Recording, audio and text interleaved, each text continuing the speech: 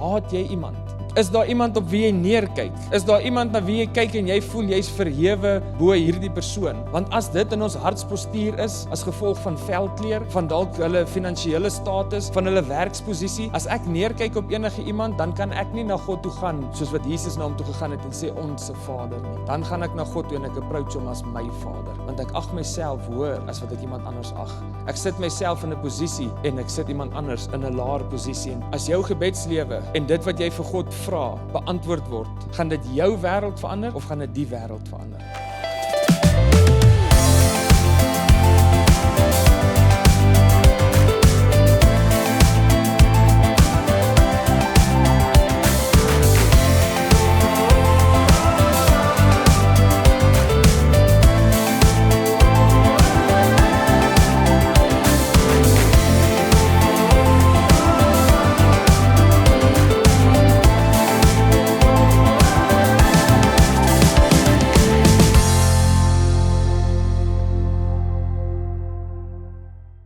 Wie hier binne het groot vrymoedigheid om na jou buurman toe te stap en vir hulle te gaan vra, buurman, kan ek jou weed eater leen?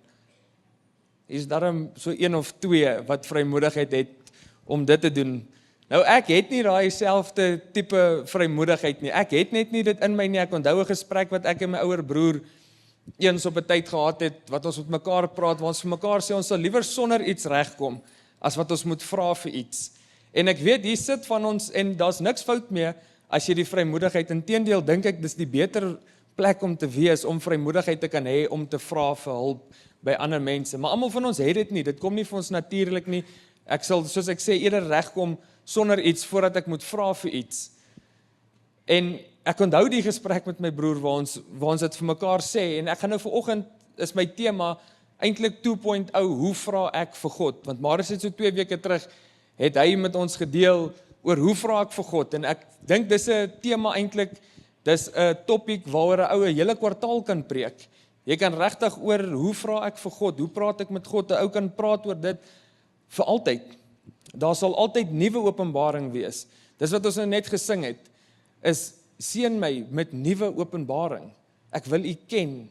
Daar sal altyd iets nuuts wees by God, en ons sal altyd op 'n nuwe manier kan leer hoe om tot God te nader, hoe om hom te vra, en om vrymoedigheid te hê, om hom te vra. Nou, ek onthou, toe ek jonger was, toe ek net geleer kar bestuur het, en ek vir die eerste keer na my tannie toe gaan, en ek vra haar om haar kar te leen, om met hom te ry, na my meisie wat ek gedate het daai tyd toe. En ek onthou, voordat ek na my tannie toe gegaan het, om haar te vra of ek die kar kan leen, het ek hierdie rehearsal in my kop, amper soos 'n tienerseun wat 'n meisie moet uitvra. Ek het die gesprek met my, as sy vir my vra, waartoe wil ek gaan, weet ek wat om te antwoord. Ek het die hele gesprek in my kop, maar ek dink ek het 7 keer geloop, tot by die sitkamer se deur, en omgedraai en teruggeloop. Want dan het ek net nie die vrymoedigheid om in te gaan en te vra, my tannie se naam is Mynie, ons noem haar Mynie, om te sê, Mynie, kan ek asseblief jou kar leen, ek wil vir my meisie gaan kuier nie. Maar hier na die 7de keer, gaan ek toe nou maar in, ou trotseer dit nou maar, jy gaan in, want jy is desperaat, jy wil gaan kuier, so jy gaan nou maar in, en jy gaan vra, Mynie, kan ek asseblief jou kar leen? En sy sê, ja, dis reg, ek kan, en ek leen toe nou die kar. Die 2de keer is dit weer, dieselfde storie in my kop, want nou wil ek haar weer vra, om haar kar te leen. Nou is dit weer die rehearsal, maar hierdie keer loop ek daarom net 3 keer, tot by die sitkamer, en hier by die 4de keer gaan ek in, so ek het bietjie meer vrymoedigheid ontwikkel, toe sy weer vir my ja, hier by die 3de keer wat sy ja gesê het, toe is dit natuurlik. Toe elke keer, toe vat ek eintlik advantage van my tannie se goedhartigheid, maar toe het ek haar elke keer gevra, en sy het elke keer amper vir my ja gesê, ek kan die kar gaan leen. Maar dieselfde is baie keer vir ons waar in ons gebedslewe.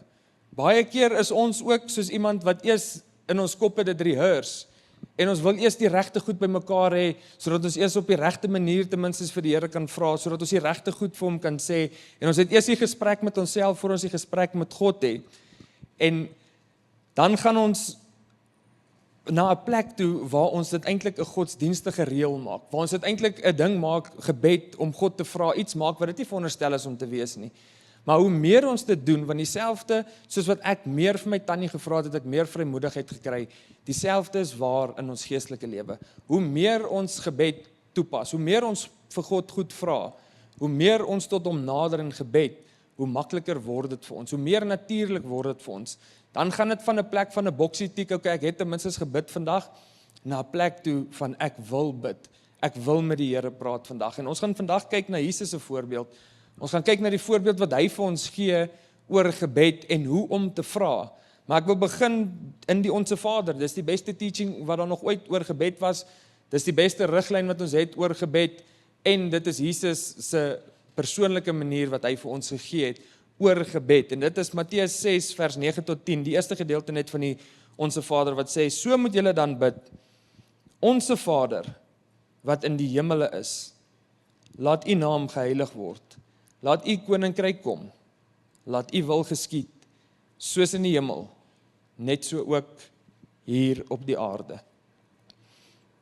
So Jesus begin sy gebed, wanneer hy ons leer om te bid, begin hy deur vir ons te wys dat die beginpunt van enige gebed is heel eerste God. Die heel eerste ding wat ons doen is ons loof die Here. Ons loof God as ons Pa. En ek weet nie wat is jou prentjie van 'n pa vanoggend nie, want elkeen van ons het 'n ander prentjie oor wat 'n pa is en wat 'n pa veronderstel is om te wees en hoe 'n pa veronderstel is om te moet goeders doen. Maar Jesus kom hierso en hy loof sy Vader. Hy kom gee eer aan God wanneer hy begin om te bid deur te sê Onse Vader wat in die hemel is. En dit maak nie saak wat jou prentjie is vanoggend van 'n pa nie. Ek wil dit nie sê asof ek disrespekvol praat nie, maar op die ou ende gaan dit oor wat is die prentjie van God as Pa? En dis stabiliteit, dis sekuriteit, dis 'n wete en 'n oortuiging van 'n God wat vir ons lief is. Wanneer ons oor ons hemelse Vader praat, maak nie saak hoe ons aardse Vader gelyk het nie, maak nie saak die voorbeeld wat ons gekry het nie. Wanneer ons oor hom praat, kan ons van een ding seker wees, ons praat van sekuriteit. Ons praat van konstantheid. En ons praat van 'n God wat liefde in homself is, in sy hele wese is hy liefde.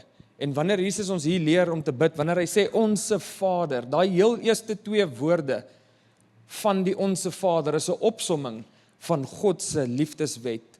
Net daai 2 woorde, want dit gaan oor ons en dit gaan oor Vader. En hierdie liefdeswet van God kry ons in Matteus 22 vers 37 tot 39 wat sê, en Jesus antwoord hom, jy moet die Here jou God lief hê met jou hele hart en met jou hele siel en met jou hele verstand. Dit is die eerste en groot gebod. En die tweede wat hiermee gelyk staan, jy moet jou naaste lief hê soos jouself. So wanneer Jesus hier ons leer bid en wanneer hy hier vir ons die Onse Vader gee, met letterlik die eerste 2 woorde van Onse Vader, kom bevestig hy dat God 'n God van liefde is. Dat God 'n God is van mekaar. Hy kom bevestig hier vir ons dat in God se hele wese hy liefde is. En omdat God liefde is, want Jesus kom nie net en sê my Vader nie, hy kom en hy sê ons Vader. Hy kom som die liefdeswet op wat gaan oor God en wat gaan oor ons, want dis ons Vader. Dis nie net sy Vader nie, dis ons Vader. En nie een van ons kan na God toe gaan om God te vra, as ons nie heel eers erken en nie heel eers die oortuiging in ons harte het en die wete in ons harte het, dat hy nie net jou Vader is nie, dat hy nie net my Vader is nie, maar dat hy ons Vader is. Die enigste manier hoe ons na God toe kan gaan en in right standing met hom kan inwees, om na hom toe te gaan, is deur te weet dat hy is ons Vader. Die liefdeswet is op ons harte gegraveer, want hy is ons Vader. Hy is nie net my Vader nie. So ek wil julle vra vanoggend, is daar iemand in jou lewe? Haat jy iemand? Is daar iemand op wie jy neerkyk? Is daar iemand na wie jy kyk en jy voel jy's verhewe bo hierdie persoon? Want as dit in ons hartspostuur is, as gevolg van velkleur, van dalk hulle finansiële status, van hulle werksposisie, as ek neerkyk op enige iemand, dan kan ek nie na God toe gaan, soos wat Jesus na hom toe gegaan het en sê, Onse Vader nie. Dan gaan ek na God toe en ek approach hom as my Vader, want ek ag myself hoër as wat ek iemand anders ag. Ek sit myself in 'n posisie en ek sit iemand anders in 'n laer posisie. En Thys het altyd hierdie mooi ding wat hy vir ons sê. As jou gebedslewe en dit wat jy vir God vra, beantwoord word, gaan dit jou lewe verander? Gaan dit jou wêreld verander? Of gaan dit die wêreld verander? En ek dink dis die verskil tussen om te bid, my Vader, en Onse Vader wat in die hemel is. Want die gebed wat Jesus hier bid, gaan die wêreld verander. Dit gaan nie net sy eie lewe verander nie, dit gaan ons almal se lewens verander. En hy gaan aan, of in Jakobus 4, sê dit vir ons, julle wil dinge hê, wat julle nie het nie, en pleeg dan moord om dit te kry. Julle is jaloers oor wat ander het, en as julle dit nie in die hande kry nie, veg en beklei julle om dit by hulle te vat. En eintlik is die rede hoekom julle nie het nie, want wanneer julle vra, of ja, wat julle nie het nie, die feit dat julle God nie daarvoor vra nie, en selfs wanneer julle vra, kry julle dit nie, omdat julle motiewe verkeerd is. Julle wil goed hê, net om dit self te geniet. En Jakobus kom beskryf eintlik hier so mooi vir ons iemand wat bid, my Vader, en nie Onse Vader nie, want dit gaan net oor homself. Dit wat hy vir ons hier beskryf, die persoon wat hier tot God nader, kry nie wat hy wil hê nie, want dit gaan oor homself. Hy is besig om selfsugtig te wees. In sy hele gebed gaan dit net oor homself en nie oor ons nie. Niemand se lewens gaan verander, behalwe die persoon self. En dis wat Jakobus hier vir ons kom skryf. En Jesus begin deur te sê, Here, ek erken. In sy gebed begin hy deur te sê, Here, ek erken dat U God is.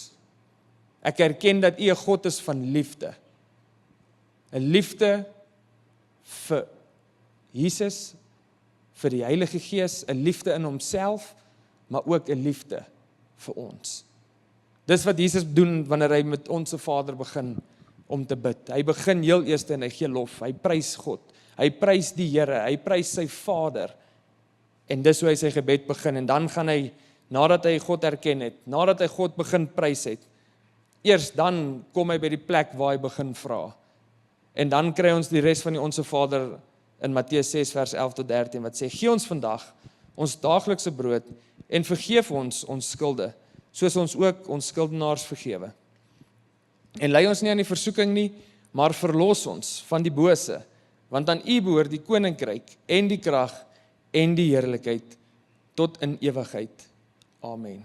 En Jesus se hart op hierdie stadium, hier waar hy begin vra, hier waar Jesus na God toe gaan en vir God begin vra, is sy hartspostuur klaar in lyn met God die Vader. Die liefdeswet is klaar op sy hart, hy het klaar begin deur heel eerste vir God te loof, heel eerste te erken dat God die Vader is, heel eerste God se naam te heilig, maar dan wanneer hy begin vra, maak hy dit nog steeds nie oor hom nie, hy bring dit nie terug na hom toe, hy sê nog steeds, laat ons nie in die versoeking kom nie, gee ons vandag ons daaglikse brood, dit bly by 'n ons, en nie hy self nie. Die gebed wat jy bid, en daar's nie fout om vir jouself te bid nie, maar as dit net jou wêreld gaan verander, of net vir jou beter gaan maak ten koste van iemand anders, dan is ons nie besig om die regte manier na God toe te nader nie, as dit net vir jouself gaan wees, en nie vir iemand anders nie. En die eerste ding wat ek hier sien, wanneer Jesus ons leer om te vra, is dit moenie net oor myself gaan nie. Dit moenie net oor myself gaan nie, dit moenie net my wêreld verander nie, dit moet almal se wêreld verander. Maar die tweede ding, en dis seker die belangrikste van alles in wat Jesus vra, is hy vra uit verhouding uit. Hy vra vanuit verhouding, want wanneer hy begin sê hy ons Vader, en hierdie woordjie vir Vader wat hy daar gebruik is Abba, wat beteken liefdevolle Vader, liefdevolle Papa. En jy sê nie vir jou pa, liefdevolle Papa, liefdevolle Vader, as daar nie verhouding is nie. As jou pa afwesig is, as hy nie deel van jou lewe is nie, dan sê jy net pa, en dit ook net uit obligation uit, omdat jy weet dit is jou pa, maar as jou pa betrokke is, en jou pa is teenwoordig, en daar's verhouding tussen jou en jou pa, dan sê hy liefdevolle Papa, liefdevolle Vader, want daar's verhouding, en ons het die uitnodiging, want ons kan met vrymoedigheid dan gaan, want as daai verhouding reg is, as ek in verhouding met God staan, dan het ek vrymoedigheid om tot hom te nader, en dan is die uitnodiging in Hebreërs 4 vers 16, kom ons gaan dan met volle vrymoedigheid na die troon van ons genadige God. Die uitnodiging vir my en vir jou, is dat ons met vrymoedigheid kan gaan. En Jesus, toe hy die Onse Vader gebid het met vrymoedigheid gegaan, want hy het God erken as 'n liefdevolle Vader. Daar was verhouding gewees tussen hom en die Vader, en dis hoekom kon hy met vrymoedigheid gegaan het. En ek onthou toe Petrus nog 'n klein, hy is nog steeds klein, maar toe hy nog kleiner was as wat hy nou is, toe hy op 'n plek was waar hy net geleer loop het, hy kon nou net lekker loop, toe kon hy net begin woordjies sê, dan in die oggend as hy opgestaan het, dit was 'n tradisie gewees op 'n stadium, het hy elke oggend 'n marshmallow gekry. Maar daar's 'n sekere kas waarin die marshmallows was. Nou wat hy gedoen het as ek hom gaan wakker maak in die oggend en ek haal hom uit sy bed uit, dan vat hy my aan die hand, hy trek my tot voor die kas, dan steek hy sy hand so op en dan sê hy net mash, mash. En hy maak so, dit lyk of hy geld vra. Maar hy maak net so, hy sê mash, mash. Maar hy het vrymoedigheid gehad om my te vat aan die hand en in sy gedagtes, in sy hart het hy nie een keer getwyfel, my pa gaan nie vir my 'n marshmallow gee nie. Hy het nie een keer getwyfel dat daar dalk nie 'n marshmallow kan wees nie. Hy het nie geweet eers wat in die kas aangaan nie, maar hy het geweet in hierdie kas is daar marshmallows en hy het vrymoedigheid gehad om my aan die hand te gryp en my te vat en in 'n kinderlike geloof net sy hand op te steek en te sê pappa, mash, mash, want hy het 'n marshmallow gesoek en as ek as aardse pa vol foute, want ek het vir hom die marshmallow uitgehaal en ek het vir hom die marshmallow gegee en as ek as aardse pa wat sleg is, weet hoe om goeie goed vir my kind te gee, weet hoe om 'n marshmallow is dalk nie die beste ding vir hom in die oggend nie, maar as ek wat 'n slegte pa is vir my kind kan gee, hoeveel te meer ons Vader wat in die hemel is, wat 'n goeie pa is, wat weet wat reg is, wat al reeds by die einde is, wat ons ken, beter as wat ons onsself ken, hoeveel te meer sal hy nie vir ons gee, as ons na hom toe gaan om hom te vra nie. En Matteus 7 vers 9 tot 11 sê dit vir ons, dit sê watter mens is daar onder julle, wat as sy seun hom brood vra, aan hom 'n klip sal gee, en as hy 'n vis vra, aan hom 'n slang sal gee. As julle wat sleg is, dan weet hoe om goeie gawes aan julle kinders te gee, hoeveel te meer julle Vader wat in die hemele is, goeie dinge, hoeveel te meer sal julle Vader wat in die hemele is, goeie dinge aan die wat gee, aan die wat hom bid. En God wil vir ons gee. Dit maak die Here se hart gelukkig wanneer hy vir ons kan gee. Ek kan nie dink aan baie dinge wat my meer gelukkig maak as ek vir Petrus en vir Lea kan gee wat ek weet hulle wil hê nie. As daar iets is wat ek vir hulle kan gee, maak dit my gelukkig en ek dink die Here is presies net dieselfde. As hy vir ons kan gee, as hy vir ons kan voorsien, as hy kan sien, Here, dit wat ons vir hom voorgevra het, gee hy vir ons, maak dit sy hart gelukkig, want dis waar dit van ons vandaan kom. Elkeen van ons wat hier sit, as jy al ooit iets vir iemand gegee het, daar's iets wat in jou hart gebeur. Die woord sê inteendeel saliger is dit om te gee as om te ontvang. Dis beter om te gee, dis lekker om te gee, dis baie lekkerder om vir iemand te kan gee as om te ontvang van iemand af. Dis net lekker om te gee. En die Here gaan nou dalk nie vir ons 'n pak marshmallows gee nie, want as Petrus vir my gevra het daai oggend, hy soek die hele pak, het ek vir hom gesê, nee, Jomma, sorry, eenetjie is genoeg vir 'n dag. As hy vir my die hele pak gevra het, sou ek nie vir hom die hele pak gegee het nie, want dit sou selfsugtig gewees het. Dit sou net oor homself gegaan het. Dit sou vir hom sleg gegee het. En God gee nie vir ons meer as wat ons kan hanteer nie. God gee vir ons dit wat ons kan hanteer, want dis sy hart. Hy gaan ons nie slegter aflos nie. Hy gaan ons beter aflos. So ons moet net gaan en ons moet hom gaan vra, sonder selfsug. Sonder dat dit net oor ons gaan, net oor myself gaan, maar dit moet ander ook laat baat vind. Ander moet ook uit dit uit kan baat vind en dit moet gebeur vanuit verhouding met hom, want Jesus sê vir ons in Matteus 7 vers 7, hou aan met vra en God sal vir julle gee. Hou aan met soek en julle sal kry. Hou aan klop en God sal vir julle die deur oopmaak. So as ons hartspostuur reg is en ons hou aan vra onselfsugtig, dan sal God vir ons gee.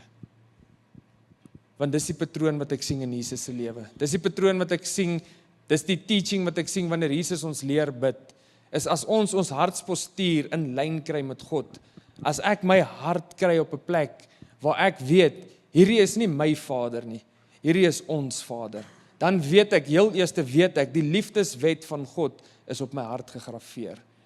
En as ek hom kan erken as Vader, as die een wat voorsien, as die een wie se naam geheilig moet word, as die een wat op die troon sit, as die belangrike een, ek weet wie God is, en in daai wete het ek ander lief, dan gaan dit van my Vader na ons Vader, en dan gaan ons van 'n plek waar ons nie meer soos ongelowiges bid nie, maar waar ons soos gelowiges bid, wat weet waaroor dit gaan, en dit gaan nie net oor myself nie, dit gaan oor almal, en dis 'n geestelike oefening wat ons nodig het om te doen. Net soos ek moes oefen om my tannie te gaan vra met vrymoedigheid, net soos ek dit moes oor en oor doen vir my om beter te raak daarin, net so is gebed 'n geestelike oefening wat ons moet doen. Ons raak beter hoe meer ons dit doen. Dit raak meer natuurlik hoe meer ons dit doen. Ek kan nie een oggend opstaan en die Komrits gaan hardloop, ek het nodig om te oefen om daar uit te kom. Iemand het een keer gesê, om te bid is nie om God te kry om jou wil te doen nie, dis om jou te kry om God se wil te doen, en jy besef al hoe meer en meer God se wil, hoe meer en meer jy begin bid.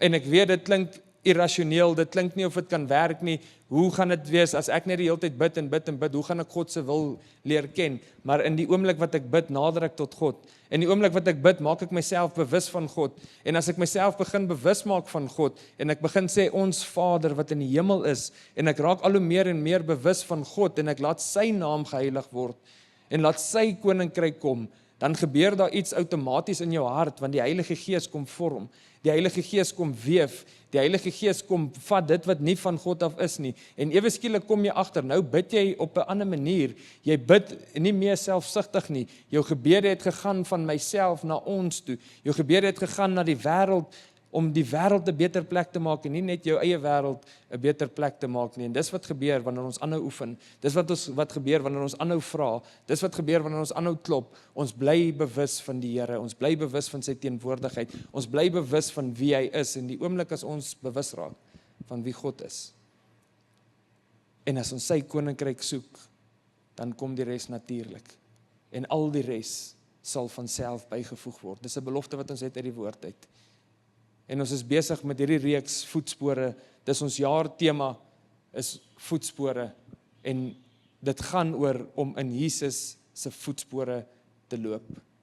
En as ons 'n kerk wil wees, as ons 'n gemeente wil wees, as jy 'n persoon wil wees, wat in God se voetspore loop, dan het ons nodig om te vra, soos wat Jesus gevra het. As ek in sy voetspore wil loop, het ek nodig om te doen soos hy gedoen het, maar ek het ook nodig om gebed te nader, soos wat hy dit genader het. En hy het dit genader, deur God te erken heel eerste, deur God te prys, en te weet, dit gaan nie net oor hom nie. Hy het onselfsugtig gebid, hy het God onselfsugtig geprys, maar die eer was aan God en sy medemens gewees, en dis die liefdeswet, dis die belangrikste van alles wat ons het in die Bybel, van elke gebod wat daar is in die Bybel, is die belangrikste, om God lief te hê, en jou naaste lief te hê soos jouself. Dit is die belangrikste gebod wat daar is, en dis wat Jesus vir ons kom demonstreer in die Onse Vader, en dis die hartspostuur waarmee ons moet vra ook, is om God lief te hê, en ook ons medemens lief te hê. Maar Jesus het eers die fokus op God en sy medemens gesit, dan het hy God geprys, en dan het hy God gevra, onselfsugtig en vanuit verhouding. En ek wil afsluit met ons jaarskrif vir die jaar, wat sê, 1 Johannes 2 vers 6, wat sê, wie sê dat hy in hom bly, behoort self ook te leef, soos hy geleef het. En as Jesus vir ons hierdie model gegee het, om volgens te bid, as hierdie is, wat Jesus vir ons sê, rondom gebed, en hoe om God te vra, en ons wil in sy voetspore loop, dan het ons nodig om dit te doen, soos wat Jesus vir ons het gegee het om te doen. Dan het ons nodig om in ons gebed, tot God te nader, onselfsugtig, in die wete dat ek nie hier is, en iemand anders daar nie, maar om te weet dat God is ons Vader. Want dan sal dit wat Jakobus skryf, nie 'n realiteit word oor ons lewens nie. Dan sal dit wat Jakobus sê, wanneer hy sê, julle kry nie, want julle vra nie, en dan gaan hy verder en hy sê, julle kry nie, want wanneer julle vra, vra julle selfsugtig. Want wanneer julle vra, gaan dit net oor julle. En as ons dit doen soos wat Jesus het gedoen het, vir ons die voorbeeld gegee het, en dit is nou maklik om dit 'n tradisie te maak in my lewe, en te sê, okay, ek gaan begin my gebed deur God te prys, en dan gaan ek oor ons bid, maar as dit nie uit die hart uitkom nie, is dit te vergeefs. As dit nie jou hart is, dat jou medemens ook moet baat uit jou gebed nie, dan is dit net leefwoorde. Maar wanneer ons op 'n plek kom waar dit ons harte is, wanneer ons so in gebed ingeoefen word, dan word dit 'n natuurlike uitvloeisel in ons lewens. Dan word dit natuurlik vir ons om God te prys, ons medemens in te trek in ons gebed, en ons verhouding met die Here raak al sterker.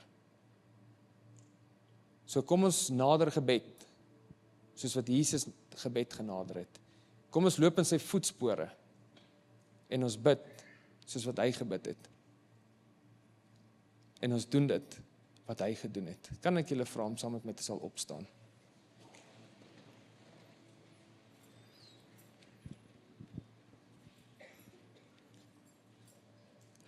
En as jy dalk hier is vanoggend, ek wil julle vra om julle oë te sal sluit.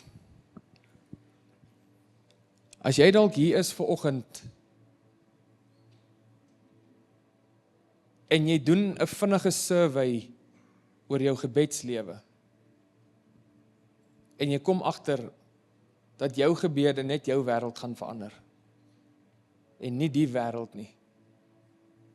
As jy die vrymoedigheid sal hê, ek maak my oë ook nou toe, as jy die vrymoedigheid sal hê om net jou hande voor jou oop te steek, net oop te maak, en ek wil net vir jou bid vanoggend, en ek wil ook net vir jou sê, dat jy nie verlore is as gevolg van dit nie. Dat God nie neerkyk op jou as gevolg van dit nie.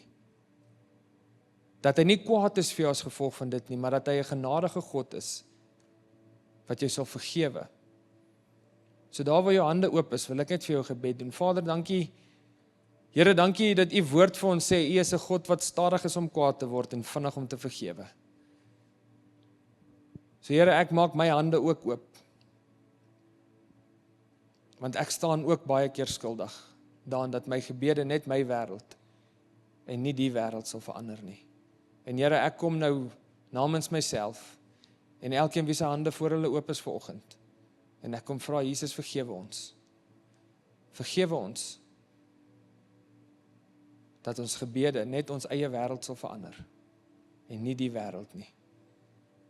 En Here, dankie dat u vir ons 'n voorbeeld kom gee het. Dankie dat u vir ons die Onse Vader kom gee het. Dankie dat ons in u voetspore kan volg en kan bid, Here, soos u ons geleer het om te bid. En Vader, ek bid dat wanneer ons bid, soos wat Jesus ons geleer het, dat dit sal wees vanuit verhouding en met vrymoedigheid. Vrymoedigheid om te nader tot 'n liefdevolle Vader. 'n liefdevolle Pa wat vir ons lief is. Maar mag dit nie net gaan oor ons nie. Mag ons u altyd eer in ons gebede. Mag ons so honger kry na gebed, dat ons elke sekonde van elke dag in gesprek sal wees met u. So Vader, dankie dat ek vir ons kan bid as Oase familie. Soos hierdie skrif vir ons sê, as ons beweer dat ons u volgelinge is, sal ons ook in u voetspore loop. En dis my gebed vir ons as gemeente. Dis my gebed vir ons gelowiges, vir elke Christen, dat ons in u voetspore sal loop, en dat ons gebed sal nader, soos wat Jesus het. Here, mag ons nie vra uit selfsugheid nie, maar mag ons vra om u te eer, en omdat ons harte in lyn is met u, en u plan, en u droom, en u doel vir ons. Maar Here, dankie dat u op die troon is. En dankie dat ons kan weet, dat wanneer ons vir u vra, ons nie 'n pa vra wat vir ons 'n slang gaan gee as ons vra vir 'n brood nie. So dankie dat u ook voldoen aan elkeen van ons behoeftes. En u ken ons behoeftes, u ken ons hartsbegeertes. En ek wil kom bid vanoggend, gee aan ons daaglikse brood. Vergewe ons van ons skuld. En lei ons nie in die versoeking nie, maar verlos ons van die bose.